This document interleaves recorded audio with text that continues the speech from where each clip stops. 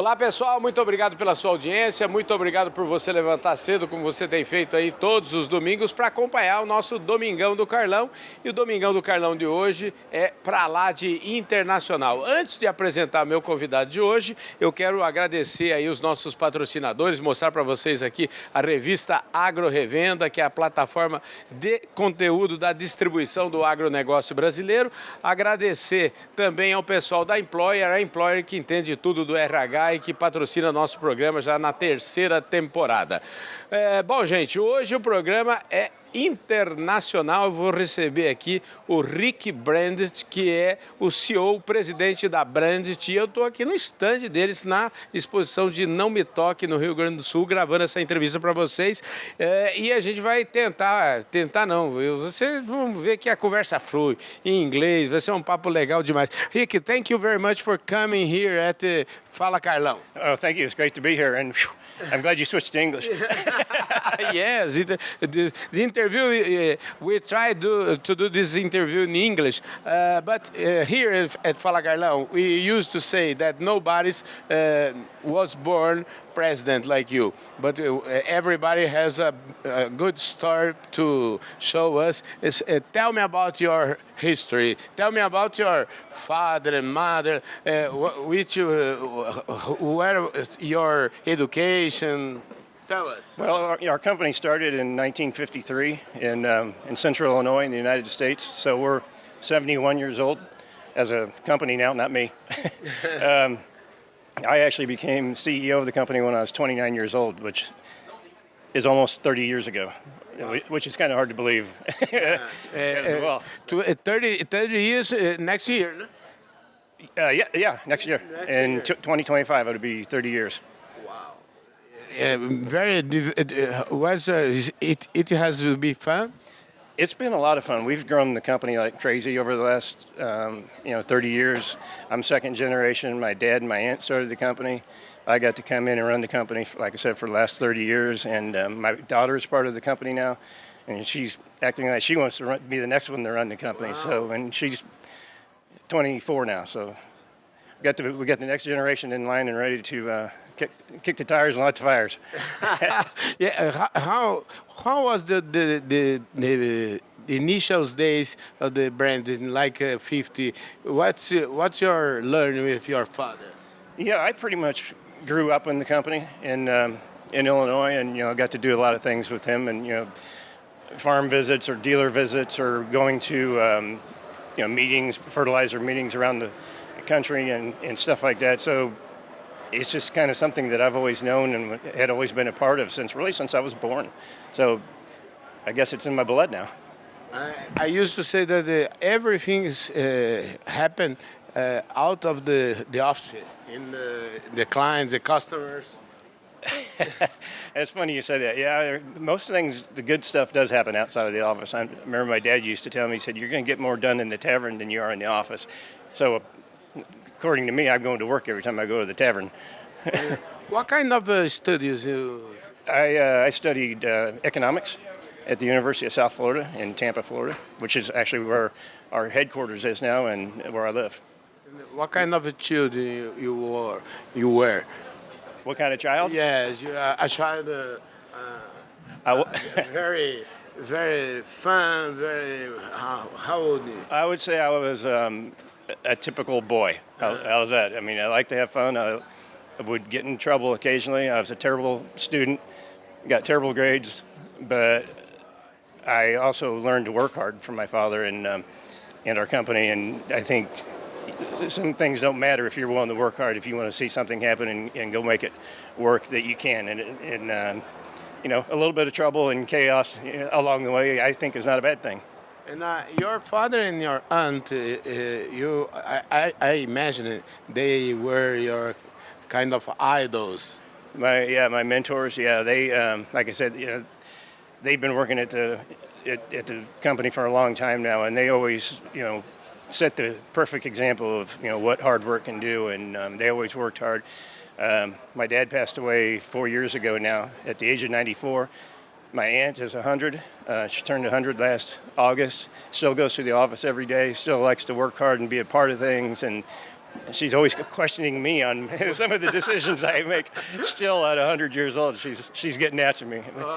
We call her the hawk because she's always looking in on everything, all the details. She wants to know where every penny is and where everything that's going on. Incredible.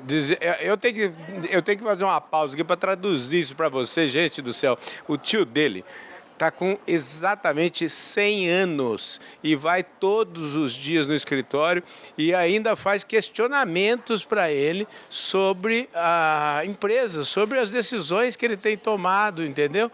Então é um negócio impressionante. I'm a fan of your.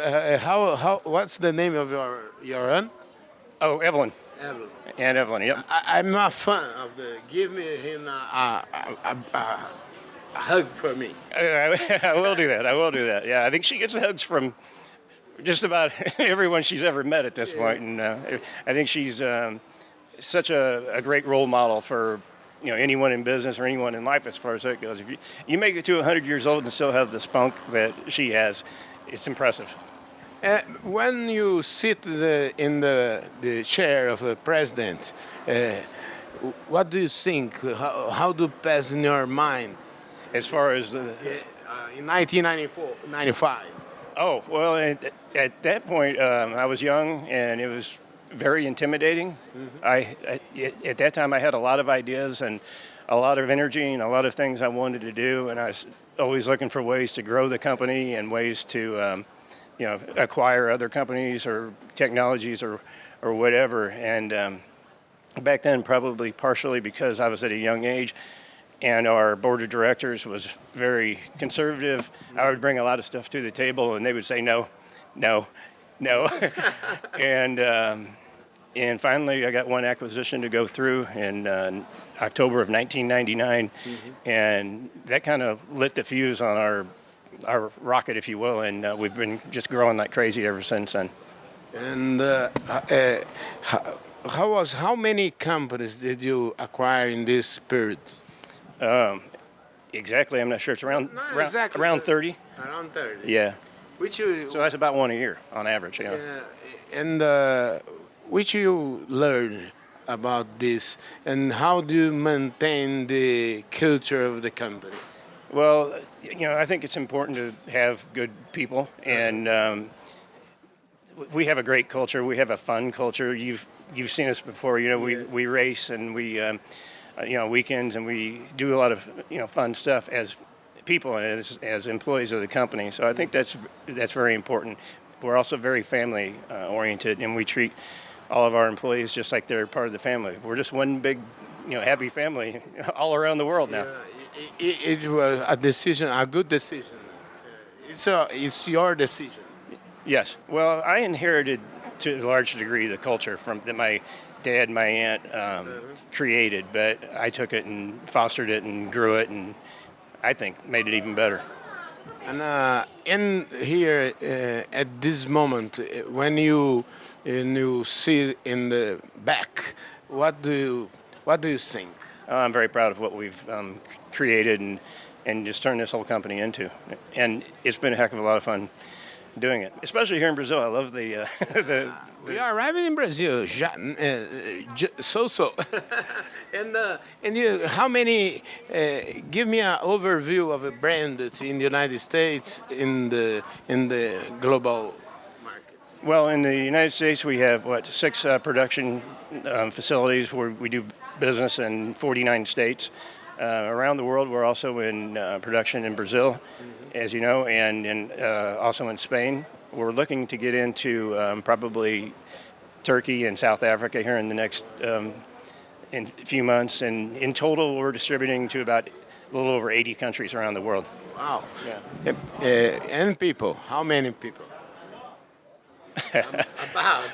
It's changed every day. It does change every day. Probably somewhere between 600 and 700 now. 6 and 700, yeah. Wow, very nice, very nice. And Brazil. That's a lot of names to remember. Yeah, it's a lot of names. Which you learn in the United States that you can apply in the world, or especially here in Brazil? Well, we have a philosophy in our company because in the United States we work directly with growers. So we can learn a lot from, from them to help create technologies that, we develop in the United States, and then we take those technologies around the world. But at the same time, I feel like, we learn a lot from doing business around the world that we can take back to the growers in Central Illinois. So it's a two-way street, and I think it works out really well for us. Is it possible to learn in one country and teach in another country? Yeah, exactly. Because, when it comes to ergonomy and technology, crops are crops, and if it works in one area, it's probably going to work in another area. And I've also learned around the world that farmers are farmers, and farmers in Brazil are very much like farmers in Illinois, or very much like farmers in Europe. So they're most generally just really, really good people and hard workers. Yeah, but here in Brazil, agriculture is very, very important. How long you stay here in Brazil? We've been here since 2015 when we started our company.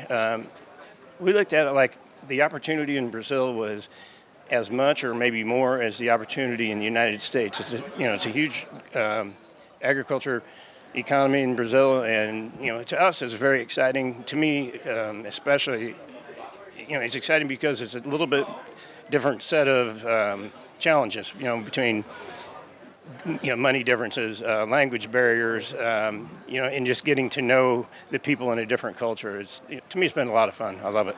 And in your headquarters, I know your headquarters in Londrina is very, very beautiful. It is very beautiful. Yeah, we built that out a few years ago, and I think it's one of the most beautiful fertilizer factories I've ever seen. And the coolest part is we've got a Porsche race car sitting in the lobby of the office. So beautiful. So right off the bat, we're pretty cool. It's a kind of different. You have a style, our own style of administration. This history by race cars. How this starts? Well, why? Racing for us started as to me it seemed like a great marketing platform. We started in NASCAR in the United States in 2011, and I didn't know a lot about NASCAR, but I thought the dynamics and the areas that we could hit with a platform such as NASCAR would be a great opportunity for us. Honestly, I had only been to one NASCAR race before I had my name on the car, so it wasn't because I was a race fan. It was because I saw a business opportunity. In the meantime, I've become a huge race fan. Wow. I'm pretty deep into it now too. But and then when we came to Brazil and bought a company here in 2015, Miguel Paludo called me and he said they want me to come back and race in Porsche. He didn't know we were buying a company. I knew him from NASCAR. And I said, your timing couldn't be better. I said, we're just getting ready to go full throttle on business in Brazil. I said, I think it'd be a good opportunity for us to get into Porsche racing, which we did. And it's become a strong part of our culture here and a great marketing platform for us in Brazil. We race about once a month. So it's an opportunity for me, for the most part, to get back to Brazil about once a month or so and go racing, and it adds to our culture. It's that fun factor, and that exciting factor. And we bring customers to the track every weekend, and engage with them there. And that's how I've gotten to know a lot of our customers here in Brazil, and get to know them even better. During COVID, unfortunately, we couldn't bring fans to the track, so we couldn't bring customers. But we could, but we were still racing. So during COVID, Miguel and I would go out to the farms and go see our customers and do farm tours or visits or whatever. And we kind of flipped the scenario, whereas generally they came to the track to see us, we went to the field to see them, and we really made some good strides, I think, in our business during that time, and made lemonade out of lemons, from the COVID era. But it was a good thing for us. And in the United States, NASCAR is the best. It's a kind of institution. It is. I think people have it in their blood in the United States. If they're NASCAR fans, generally they're pretty hardcore fans, and they generally have a favorite driver and a favorite team, and they're very animate about what they want from their racing. Which one's the most important lessons that you try? That's a good question. NASCAR has been very interesting to me. I've met a lot of really, really good people. We got a saying in the United States, a lot of the NASCAR fans are rednecks, but which is meaning you're like a country people. Mm-hmm. But when it comes down to it, they're really, really good people, and to a large degree, they're a lot of them are involved in agriculture. So it's great exposure for us because people see Brandt every weekend at the track and know who we are. But in the day and the end of the day, this is important lessons make you compare business in agriculture and the velocity. How this prepare your team and you and your team for the day? There's a lot of similarities to racing and agriculture, and what we always say is we want to win in the field, we want to win on the track, and both are also very much team sports. You can have the best driver in the world in your race car, but if you don't have a good team or a good car and good mechanics and all that sort of thing, it's not going to matter how good the driver is because there's too many obstacles to overcome. Just like in agriculture, you got to have the best, the fertilizers and adjuvants and seeds and micronutrients and fertilizer and whatever. But if you don't put the pieces together correctly, you're not going to get as good a performance. So there's a lot of similarities that can be drawn between agriculture and racing. Let's talk about some what Brandt gives for the agriculture. Which was of offer to the Brazilian agriculture? Well, I think we're bringing the best products.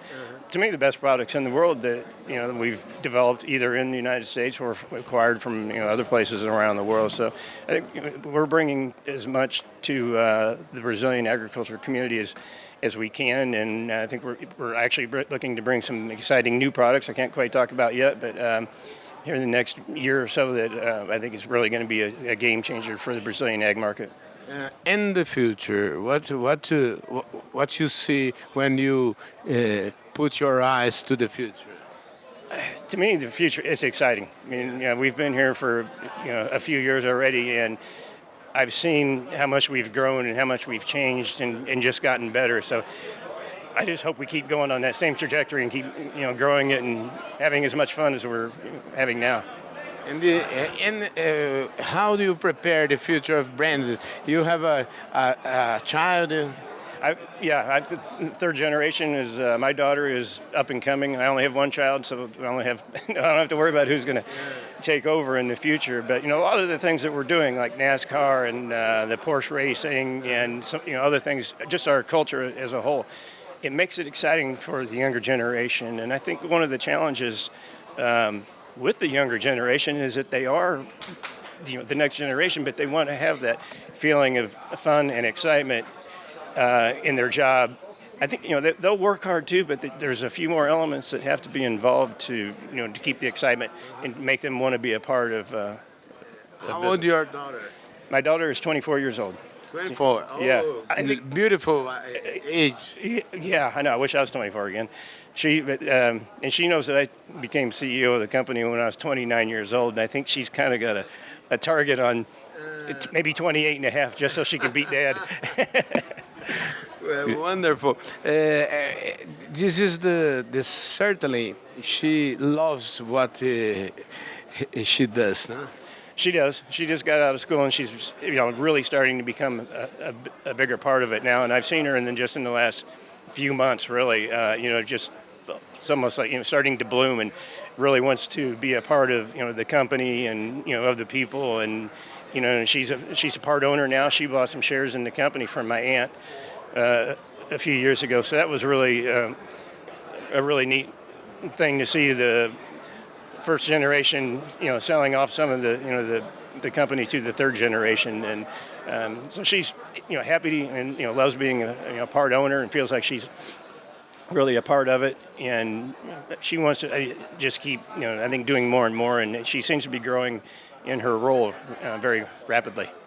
What do you work for the next 30 years to complete 100? You can imagine Brandt completed 100 years? Yeah, I've seen the excitement from my aunt, this last year, celebrating their 70th year, which was our platinum anniversary.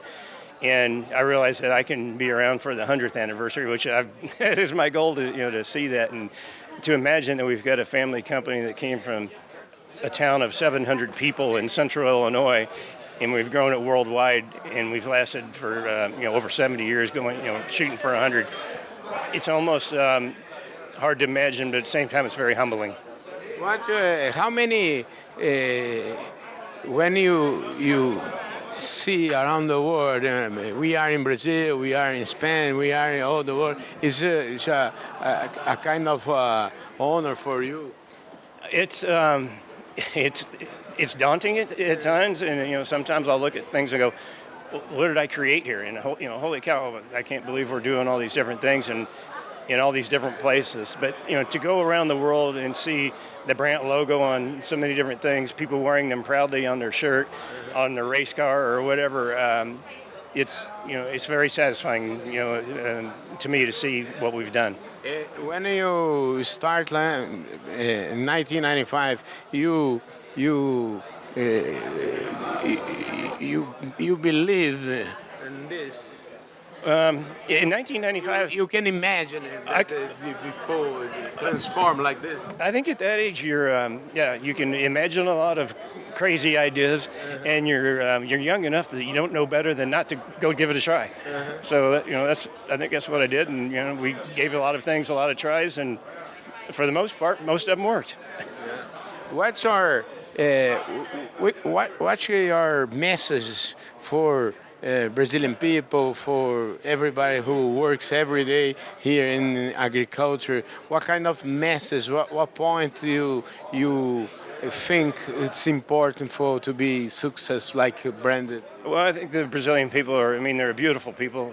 First of all, I think that's why I enjoy coming here so much, just because the culture and the people are so accepting, I guess, and I always kid that I'm half Brazilian because I'm here so much, and I feel like I'm half Brazilian. I get along with everyone. Miguel Paludo and I claim that we're Brazilian brothers, and we share the same birthday, coincidentally. Yes. but a different year.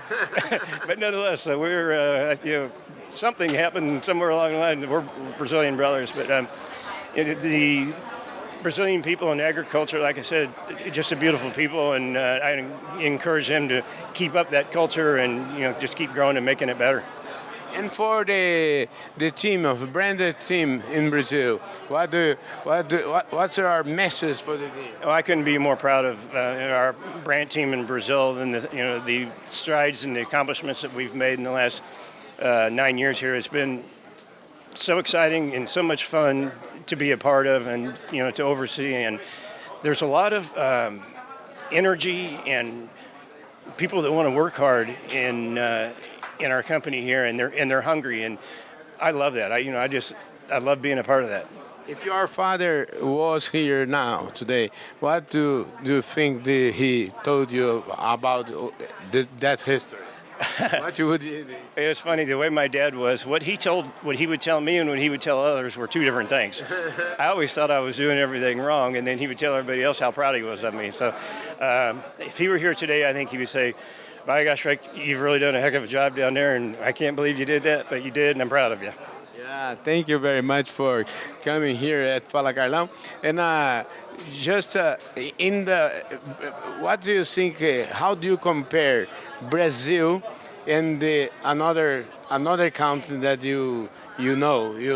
I can imagine that you know every part of the world.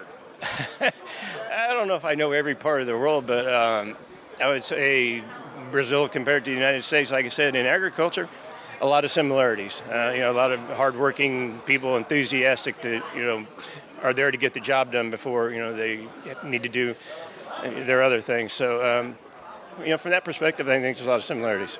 And about the future, if technology, artificial intelligence, how do you work with these things? We're not working with AI yet, but we are. We're working on bringing some new technologies that I mentioned earlier, to the field here in the next year or so, and I think it's some really exciting stuff, and I think it's going to change the way growers go to the field and in a much better way. Thank you, Rick. Thank you very, very much. I love this things, this talking with you. Oh, thank you. It's great to be here, and like I said, I love being in Brazil, so it's always good to see you. Thank you. And you was born in July 26. Yep, July 26, 1965. 1965. 1965. Eu nasci no dia 19 de julho de 1965 e o Rick nasceu no dia 26 de julho de 1965. Portanto, a gente tem uma coisa muito em comum. Thank you very much. Viu? All right. We are all the same age. We're not old, though. Yeah, but you are much more beautiful. Thank you very much. I'll take that. Thank you. Pessoal, gente do céu, que fala Carlão, mais top de linha, um domingão extraordinário.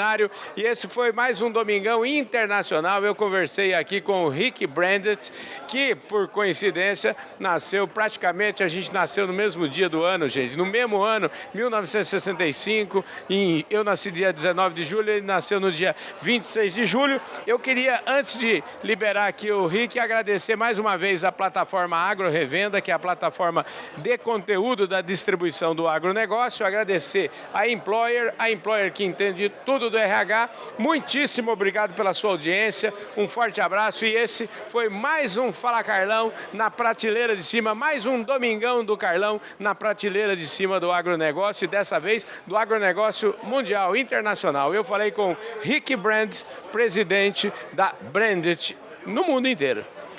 Top de linha.